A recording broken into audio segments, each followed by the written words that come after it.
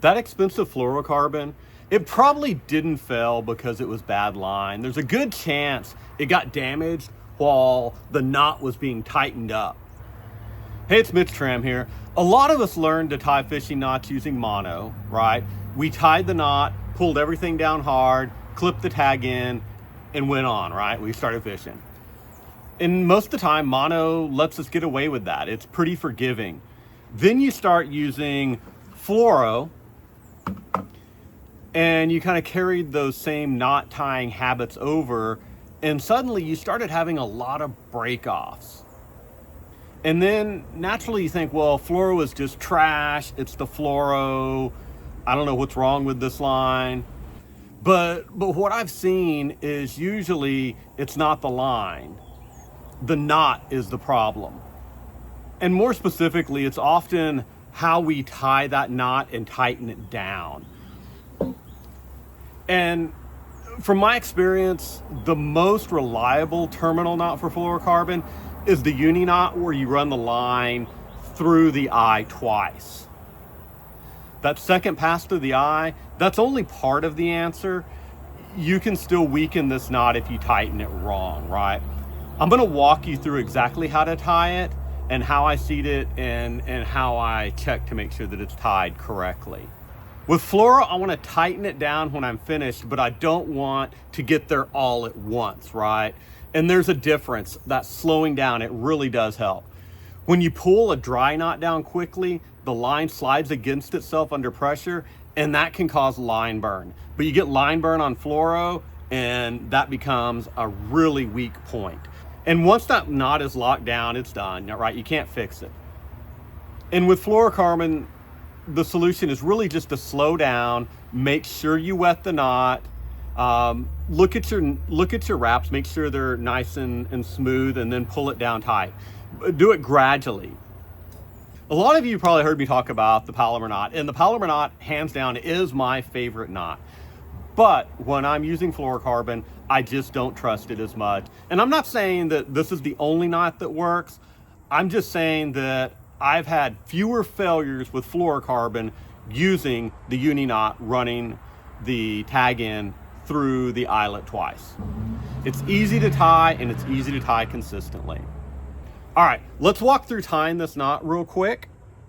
All right, we've got our line here, and this isn't fluoro, as you can see. This is high vis to make this easy to see. We're gonna go through our eyelet twice. Once. I'm gonna give myself plenty of tag in, twice. So now that I've got it through there 2 times, I want to ensure that they're at the top, like that. And then I'm pinching them together, the tag and the main line. I'm making a loop, like that. And then I'm gonna go through this loop 6 times.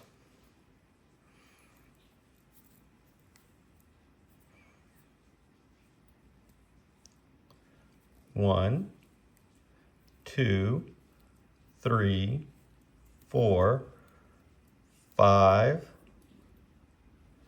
6. So it should look like that. Now, before we go any further, we're going to wet this. So I've got a bowl of water right here. You can use your mouth to do this, but I'm going to use water. I'm going to dip it in there, make sure that it's good and wet. Then I'm going to tighten up by pulling the tag end. And I'm doing it slowly, so I don't want to cause any line burn. Then I'm going to take the main line and I'm going to tighten that up by sliding it down gently and easily. Once again, we don't want to cause any line burn. Once we get down to the bottom, we're going to pull it really tight to cinch it down. And see, no line burn. Nice smooth line right there. And there our knot is, cinched down nice and evenly. So all we have to do now is clip off our tag end.